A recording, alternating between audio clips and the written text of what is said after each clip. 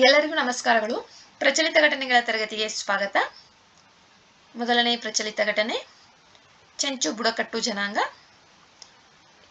ಚೆಂಚುಗಳು ಮುಖ್ಯವಾಗಿ ಆಂಧ್ರಪ್ರದೇಶದ ನಲ್ಲಮಲೈ ಕಾಡುಗಳಲ್ಲಿ ವಾಸಿಸುವ, ಆಹಾರ ಸಂಗ್ರಹಿಸುವ ಬುಡಕಟ್ಟು ಜನಾಂಗವಾಗಿದೆ. ಅವರ ಪ್ರತ್ಯೇಕ ಜೀವನ ಶೈಲಿ ಮತ್ತು ಕಡಿಮೆ ಅಭಿವೃದ್ಧಿ ಸೂಚಕಗಳಿಂದಾಗಿ ಸರ್ಕಾರವು ವಿಶೇಷವಾಗಿ ದುರ್ಬಲ ಬುಡಕಟ್ಟು ಗುಂಪು ಎಂದು ವರ್ಗೀಕರಿಸಿದೆ. ಚೆಂಚುಗಳು ಆಂಧ್ರಪ್ರದೇಶ್, ತೆಲಂಗಾಣ, ಕರ್ನಾಟಕ ಮತ್ತು ಒಡಿಶಾದಲ್ಲಿಯೂ ಕಂಡುಬರುತ್ತಾರೆ. ಕರ್ನಾಟಕದಲ್ಲಿ ಯಾದಗಿರಿ ಮತ್ತು ಕೋಲಾರ ಜಿಲ್ಲೆಗಳಲ್ಲಿ ಕಂಡುಬರುತ್ತಾರೆ. ಚೆಂಚುಗಳು ಎಂದು ಕರೆಯಲ್ಪಡುವ ಇವರ ಭಾಷೆ ದ್ರಾವಿಡ ಭಾಷಾ ಕುಟುಂಬಕ್ಕೆ ಸೇರಿದ್ದು, ಅನೇಕರು ತೆಲುಗು ಭಾಷೆಯನ್ನ ಮಾತನಾಡುತ್ತಾರೆ. ಚೆಂಚು ಗ್ರಾಮವನ್ನ ಪೆಂಟ ಎಂದು ಕರೆಯಲಾಗುತ್ತದೆ. ಕುಟುಂಬ ನಿಕಟತೆಯ ಆಧಾರದ ಮೇಲೆ ಗುಡಿಸಲುಗಳು ಅಂತರದಲ್ಲಿರುತ್ತವೆ. ಅವರು ಸಣ್ಣ ಕುಟುಂಬಗಳಲ್ಲಿ ವಾಸಿಸುತ್ತಾರೆ. ಪುರುಷರು ಮತ್ತು ಮಹಿಳೆಯರು ಸಮಾನ ಸಾಮಾಜಿಕ ಪಾತ್ರಗಳನ್ನ ಹೊಂದಿದ್ದಾರೆ. ತೆಲಂಗಾಣ ಸರ್ಕಾರವು ಇತ್ತೀಚೆಗೆ ಚೆಂಚು ಬುಡಕಟ್ಟು ಕುಟುಂಬಗಳಿಗೆ ಅವರ ಜೀವನ ಮಟ್ಟವನ್ನ ಸುಧಾರಿಸಲು 10,000 ಇಂದಿರಮ್ಮ ಮನೆಗಳನ್ನ ಮಂಜೂರು ಮಾಡಿದೆ. ಚೆಂಚು ಬುಡಕಟ್ಟು ಜನಾಂಗ ಆಂಧ್ರಪ್ರದೇಶ್, ತೆಲಂಗಾಣ, ಕರ್ನಾಟಕ ಮತ್ತು ಒಡಿಶಾದಲ್ಲಿ ಕಂಡುಬರುತ್ತಾರೆ. ಕರ್ನಾಟಕದಲ್ಲಿ ಕೋಲಾರ ಮತ್ತು ಯಾದಗಿರಿ ಜಿಲ್ಲೆಗಳಲ್ಲಿ ವಾಸಿಸುತ್ತಾರೆ. ಇವರಿಗೆ ಇತ್ತೀಚೆಗೆ ತೆಲಂಗಾಣ ಸರ್ಕಾರವು 10,000 ಇಂದಿರಮ್ಮ ಮನೆಗಳನ್ನ ಮಂಜೂರು ಮಾಡಿದೆ. ನೆಕ್ಸ್ಟ್, ತಿಸ್ತಾ ಪ್ರಹಾರ ವ್ಯಾಯಾಮ. ಭಾರತೀಯ ಸೇನೆಯು ಪಶ್ಚಿಮ ಬಂಗಾಳದ ತಿಸ್ತಾ ಫೀಲ್ಡ್ ಫೈರಿಂಗ್ ರೇಂಜ್ನಲ್ಲಿ ತಿಸ್ತಾ ಪ್ರಹಾರ ವ್ಯಾಯಾಮವನ್ನ ನಡೆಸಿತು. ಈ ದೊಡ್ಡ ಪ್ರಮಾಣದ ವ್ಯಾಯಾಮದಲ್ಲಿ ಪದಾತಿ ದಳ, ಯಾಂತ್ರೀಕೃತ ಪದಾತಿ ದಳ, ಪಿರಂಗಿ, ಶಸ್ತ್ರಸಜ್ಜಿತ ದಳ, ಪ್ಯಾರಾ ವಿಶೇಷ ಪಡೆಗಳು, ಸೇನಾ ವಾಯುಯಾನ ಎಂಜಿನಿಯರ್ಗಳು ಮತ್ತು ಸಿಗ್ನಲ್ಗಳಂತಹ ವಿವಿಧ ಘಟಕಗಳು ಭಾಗವಹಿಸಿದ್ದವು. ಇದು ಭಾರತೀಯ ಸೇನೆಯ ವಿವಿಧ ಶಾಖೆಗಳ ನಡುವೆ ಉನ್ನತ ಮಟ್ಟದ ಸಮನ್ವಯ ಮತ್ತು ಜಂಟಿ ಪಡೆ ಏಕೀಕರಣವನ್ನ ಪ್ರದರ್ಶಿಸಿತು. ಸಂಕೀರ್ಣ ಸಂದರ್ಭಗಳಲ್ಲಿ ಕಾರ್ಯಾಚರಣೆಯ ಸನ್ನದ್ಧತೆ ಮತ್ತು ಯುದ್ಧ ಸನ್ನದ್ಧತೆಯನ್ನ ಪ್ರದರ್ಶಿಸುವುದು ಇದರ ಉದ್ದೇಶವಾಗಿದೆ. ಸೂಕ್ಷ್ಮ ಗಡಿಗಳಲ್ಲಿ ಭಾರತದ ಭದ್ರತೆಯನ್ನ ಬಲಪಡಿಸುವತ್ತ ಗಮನ ಹರಿಸುವ ಆಪರೇಷನ್ ಸಿಂಧೂರ್ ಹಿನ್ನೆಲೆಯಲ್ಲಿ ಈ ವ್ಯಾಯಾಮ ಮಹತ್ವದ್ದಾಗಿದೆ. ಆಪರೇಷನ್ ಸಿಂಧೂರ್ ಬಗ್ಗೆ ಈಗಾಗಲೇ ನಮ್ಮ ಹಳೆಯ ವಿಡಿಯೋದಲ್ಲಿ ಎಕ್ಸ್ಪ್ಲೇನ್ ಮಾಡಲಾಗಿದೆ. ಹೆಚ್ಚಿನ ಮಾಹಿತಿಗಾಗಿ ನಮ್ಮ ಹಳೆಯ ವಿಡಿಯೋಗಳನ್ನ ವೀಕ್ಷಿಸಿ. ತಿಸ್ತಾ ಪ್ರಹಾರ ರಾಷ್ಟ್ರೀಯ ರಕ್ಷಣೆ ಮತ್ತು ತ್ವರಿತ ಪ್ರತಿಕ್ರಿಯೆ ಸಾಮರ್ಥ್ಯಕ್ಕೆ ಭಾರತೀಯ ಸೇನೆಯ ಬದ್ಧತೆಯನ್ನ ಪ್ರತಿಬಿಂಬಿಸುತ್ತದೆ. ತಿಸ್ತಾ ಪ್ರಹಾರ ವ್ಯಾಯಾಮ ಇದು ಭಾರತೀಯ ಸೇನೆಯು ಪಶ್ಚಿಮ ಬಂಗಾಳದ ತಿಸ್ತಾ ಫೀಲ್ಡ್ ಫೈರಿಂಗ್ ರೇಂಜ್ನಲ್ಲಿ ನಡೆಸಿದಂತಹ ವ್ಯಾಯಾಮವಾಗಿದೆ. ಸೂಕ್ಷ್ಮ ಗಡಿಗಳಲ್ಲಿ ಭಾರತದ ಭದ್ರತೆಯನ್ನ ಬಲಪಡಿಸುವಂತಹ ಇತ್ತೀಚೆಗೆ ನಡೆದಂತಹ ಆಪರೇಷನ್ ಸಿಂಧೂರ್ನಂತಹ ಕಾರ್ಯಾಚರಣೆಗಳಲ್ಲಿ ಈ ವ್ಯಾಯಾಮ ಮಹತ್ವದ್ದಾಗಿದೆ. ಇದು ರಾಷ್ಟ್ರೀಯ ರಕ್ಷಣೆ ಮತ್ತು ತ್ವರಿತ ಪ್ರತಿಕ್ರಿಯೆ ಸಾಮರ್ಥ್ಯಕ್ಕೆ ಭಾರತೀಯ ಸೇನೆಯ ಬದ್ಧತೆಯನ್ನ ಪ್ರತಿಬಿಂಬಿಸುತ್ತದೆ. ನೆಕ್ಸ್ಟ್, ಮಹದಾಯಿ ನದಿ.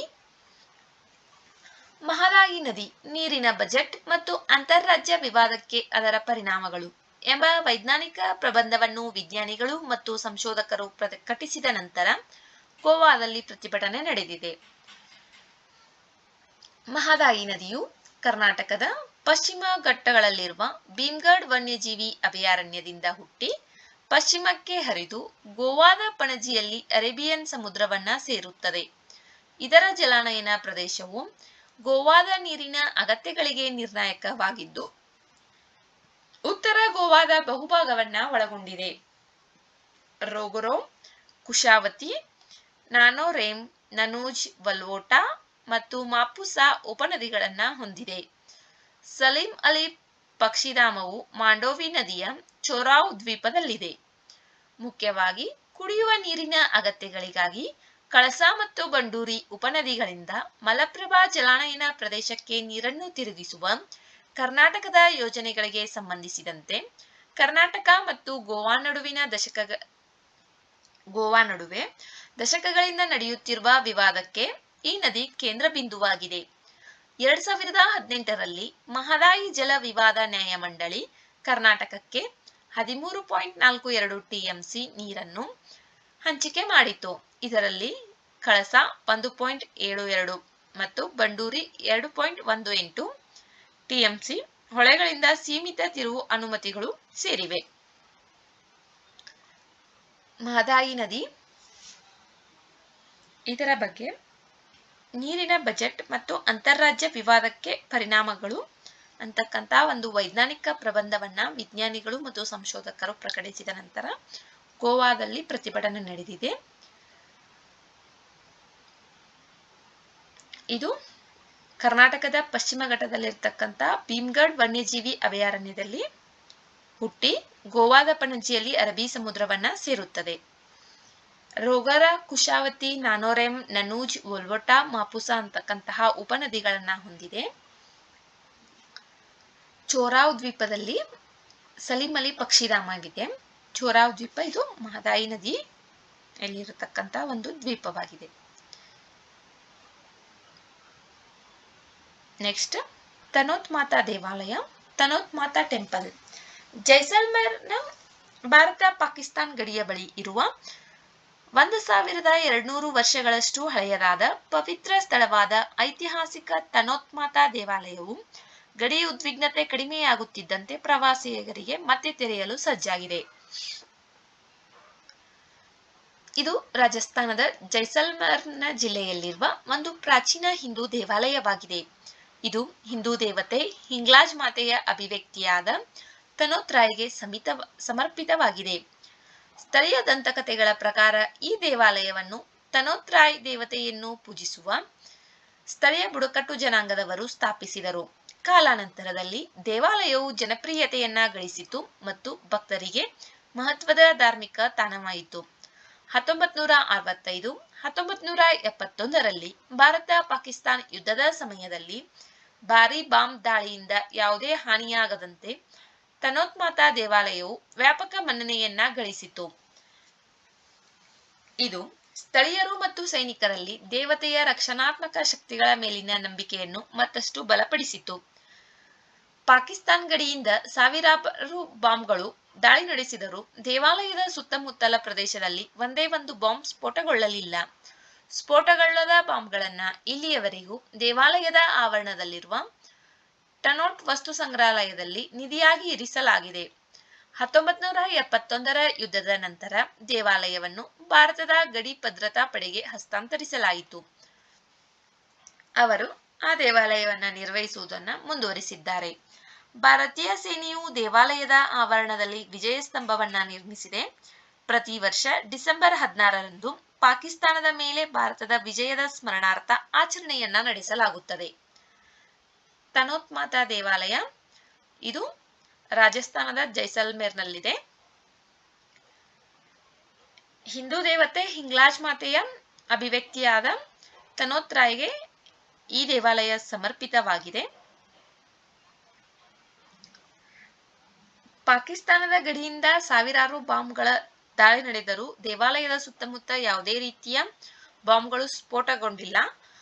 ಆ ರೀತಿಯ ಬಾಂಬ್ಗಳನ್ನೆಲ್ಲವನ್ನು ತನೋತ್ ವಸ್ತು ಸಂಗ್ರಹಾಲಯದಲ್ಲಿ ನಿಧಿಯಾಗಿ ಇರಿಸಲಾಗಿದೆ. 1971ರ ಯುದ್ಧದ ನಂತರ ದೇವಾಲಯವನ್ನ ಭಾರತದ ಗಡಿ ಭದ್ರತಾ ಪಡೆಗೆ ಹಸ್ತಾಂತರಿಸಲಾಗಿದೆ. ನೆಕ್ಸ್ಟ್ ರಾಜೋನ್ ಕಿ ಬಾವೋಲಿ. ಭಾರತೀಯ ಪುರಾತತ್ವ ಸರ್ವೇಕ್ಷಣಾ ಇಲಾಖೆ, ವಿಶ್ವ ಸ್ಮಾರಕ ನಿಧಿ ಭಾರತ ಮತ್ತು ಟಿಸಿಎಸ್ ಪ್ರತಿಷ್ಠಾನದ ಸಹಯೋಗದೊಂದಿಗೆ 16ನೇ ಶತಮಾನದ ಮೆಟ್ಟಿಲುಬಾವಿ ರಾಜೋನ್ ಕಿ ಬಾವೋಲಿ ಸಂರಕ್ಷಣಾ ಕಾರ್ಯವನ್ನ ಯಶಸ್ವಿಯಾಗಿ ಪೂರ್ಣಗೊಳಿಸಿದೆ. ರಾಜೋನ್ ಕಿ ಬಾವೋಲಿ ಅಥವಾ ರಾಜೋನ್ ಕಿ ಬೈನ್ ಎಂದು ಕರೆಯಲ್ಪಡುವ ಇದು ದಕ್ಷಿಣ ದೆಹಲಿಯ ಮೆಹ್ರೌಲಿ ಪುರಾತತ್ವ ಉದ್ಯಾನವನದಲ್ಲಿರುವ ಒಂದು ಮಹತ್ವದ ಐತಿಹಾಸಿಕ ಮೆಟ್ಟಿಲುಬಾವಿಯಾಗಿದೆ. ಇದನ್ನು ಕ್ರಿಸ್ತಶಕ 1506ರಲ್ಲಿ ಲೋಧಿ ರಾಜವಂಶದ ಸಿಕಂದರ್ ಲೋಧಿಯ ಆಳ್ವಿಕೆಯಲ್ಲಿ ದೌಲತ್ ಖಾನ್ ನಿರ್ಮಿಸಿದನು. ಇದು ಭಾರತದಲ್ಲಿ ಮೊಘಲ್ ಪೂರ್ವದ ಕೊನೆಯ ರಾಜವಂಶವಾಗಿತ್ತು. ಇದು ಲೋಧಿ ಯುಗದ ವಾಸ್ತುಶಿಲ್ಪ ಮತ್ತು ಸಾಂಪ್ರದಾಯಿಕ ಜಲ ಇಂಜಿನಿಯರಿಂಗ್ಗೆ ಸಾಕ್ಷಿಯಾಗಿ ನಿಂತಿದೆ. ಇದನ್ನು ಆ ಕಾಲದಲ್ಲಿ ನೀರಿನ ಜಲಾಶಯವಾಗಿ ಮತ್ತು ಬೇಸಿಗೆಯಲ್ಲಿ ಆಶ್ರಯ ತಾಣವಾಗಿ ಬಳಸಲಾಗುತ್ತಿತ್ತು. ಈ ಮೆಟ್ಟಿಲು ಬಾವಿಯ ಹೆಸರು ರಾಜೋನ್ ಕಿ ಬಾವೋಲಿ. ಮ್ಯಾಸನ್ಗಳ ಬಾವೊಲಿ ಎಂದು ಅನುವಾದಿಸುತ್ತದೆ. ಇದು ಮೆಸನ್ಗಳು ಕುಡಿಯುವ ಮತ್ತು ಅಡುಗೆ ಉದ್ದೇಶಗಳಿಗಾಗಿ ಅದರ ಐತಿಹಾಸಿಕ ಬಳಕೆಯನ್ನ ಪ್ರತಿಬಿಂಬಿಸುತ್ತದೆ. ಈ ಮೆಟ್ಟಿಲು ಬಾವಿ ಪ್ರಾಥಮಿಕವಾಗಿ ಭೂಗತವಾಗಿದ್ದು ಮೇಲಿನ ಮಹಡಿ ಮಾತ್ರ ನೆಲದ ಮೇಲೆ ಗೋಚರಿಸುತ್ತದೆ. ಇದರ ರಚನೆಯನ್ನು 4 ಹಂತಗಳಲ್ಲಿ ನಿರ್ಮಿಸಲಾಗಿದೆ. ಪ್ರತಿಯೊಂದು ಕೆಳಭಾಗದಲ್ಲಿರುವ ಬಾವಿಯನ್ನು ಸಮೀಪಿಸುತ್ತಿದ್ದಂತೆ ಕಿರಿದಾಗುತ್ತಾ ಹೋಗುತ್ತದೆ. 1610 ಚದರ್ ಮೀಟರ್ ವಿಸ್ತೀರ್ಣದಲ್ಲಿ ವ್ಯಾಪಿಸಿರುವ ಈ ಬಾವೊಲಿ 13.4 ಮೀಟರ್ ಆಳಕ್ಕೆ ಇಳಿಯುತ್ತದೆ. ಮುಖ್ಯ ಟ್ಯಾಂಕ್ ಅದರ ತಳದಲ್ಲಿ 23 ರಿಂದ 10 ಮೀಟರ್ ಅಳತೆಯನ್ನ ಹೊಂದಿದೆ. ಇದು ಇಂಡೋ ಇಸ್ಲಾಮಿಕ್ ವಾಸ್ತುಶಿಲ್ಪಕ್ಕೆ ಉತ್ತಮ ಉದಾಹರಣೆಯಾಗಿದ್ದು, ಸಂಕೀರ್ಣವಾದ ಕಲ್ಲಿನ ಕೆತ್ತನೆಗಳು, ಅಲಂಕೃತ ಕಮಾನುಗಳು ಮತ್ತು ಶಾಖದಿಂದ ನೈಸರ್ಗಿಕ ವಿಶ್ರಾಂತಿಯನ್ನ ಒದಗಿಸುವ ಕ್ರಿಯಾತ್ಮಕ ವಿನ್ಯಾಸವನ್ನ ಒಳಗೊಂಡಿದೆ. ರಾಜೋನ್ ಕಿ ಬಾವೊಲಿ ಇದು ದೆಹಲಿಯ ಮೆಹ್ರೌಲಿ ಪುರಾತತ್ವ ಉದ್ಯಾನವನದಲ್ಲಿರತಕ್ಕಂತಹ ಒಂದು ಐತಿಹಾಸಿಕ ಮೆಟ್ಟಿಲು ಬಾವಿಯಾಗಿದೆ. ಇದನ್ನ ದೌಲತ್ ಖಾನ್ ನಿರ್ಮಿಸಿದನು. ಇದನ್ನ ಮ್ಯಾಸನ್ಗಳ ಬಾವಲಿ ಅಂತ ಕೂಡ ಕರೆಯಲಾಗುತ್ತದೆ. ಇದು ಇಂಡೋ ಇಸ್ಲಾಮಿಕ್ ವಾಸ್ತುಶಿಲ್ಪಕ್ಕೆ ಉತ್ತಮ ಉದಾಹರಣೆಯಾಗಿದೆ. ನೆಕ್ಸ್ಟ್, ಬಹು ಏಜೆನ್ಸಿ ಕೇಂದ್ರ, ಮಲ್ಟಿ ಏಜೆನ್ಸಿ ಸೆಂಟರ್. ಕೇಂದ್ರ ಗೃಹ ಸಚಿವ ಅಮಿತ್ ಶಾ ಅವರು ಇತ್ತೀಚೆಗೆ ನವೀಕರಿಸಿದ ಮಲ್ಟಿ ಏಜೆನ್ಸಿ ಸೆಂಟರ್ ಅನ್ನ ಉದ್ಘಾಟಿಸಿದರು. ಮ್ಯಾಕ್ ಎಂಬುದು ಗುಪ್ತಚರ ಬ್ಯೂರೋ ಅಡಿಯಲ್ಲಿ ರಾಷ್ಟ್ರೀಯ ಗುಪ್ತಚರ ಹಂಚಿಕೆ ಸಮ್ಮೇಳನ ಕೇಂದ್ರವಾಗಿದೆ.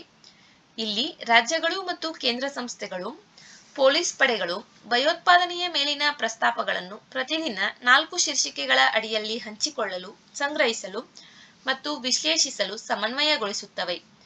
ಕಾರ್ಗಿಲ್ ಸಂಘರ್ಷದ ನಂತರ ಡಿಸೆಂಬರ್ 2001ರಲ್ಲಿ ಇದನ್ನು ರಚಿಸಲಾಯಿತು. ಮುಂಬೈ ಭಯೋತ್ಪಾದಕ ದಾಳಿಯ ನಂತರ ಡಿಸೆಂಬರ್ 2008ರಲ್ಲಿ ಇದನ್ನು ಬಲಪಡಿಸಲಾಯಿತು. ಸಂಶೋಧನೆ ಮತ್ತು ವಿಶ್ಲೇಷಣಾ ವಿಭಾಗ, ಸಶಸ್ತ್ರ ಪಡೆಗಳು ಮತ್ತು ರಾಜ್ಯ ಪೊಲೀಸರು ಸೇರಿದಂತೆ ಸುಮಾರು 28 ಸಂಸ್ಥೆಗಳು ಈ ವೇದಿಕೆಯ ಭಾಗವಾಗಿದ್ದು, ವಿವಿಧ ಭದ್ರತಾ ಸಂಸ್ಥೆಗಳು ಮ್ಯಾಕ್ನಲ್ಲಿ ನೈಜ ಸಮಯದ ಗುಪ್ತಚರ ಇನ್ಪುಟ್ಗಳನ್ನು ಹಂಚಿಕೊಳ್ಳುತ್ತವೆ. ಹೊಸ ಮ್ಯಾಕ್ ನೆಟ್ವರ್ಕ್ ದೇಶದ ಎಲ್ಲಾ ಪೊಲೀಸ್ ಜಿಲ್ಲೆಗಳನ್ನು ಸುರಕ್ಷಿತ ನೆಟ್ವರ್ಕ್ ಮೂಲಕ ಸಂಪರ್ಕಿಸುತ್ತದೆ. ಇದನ್ನು 500 ಕೋಟಿ ವೆಚ್ಚದಲ್ಲಿ ನಿರ್ಮಿಸಲಾಗಿದೆ.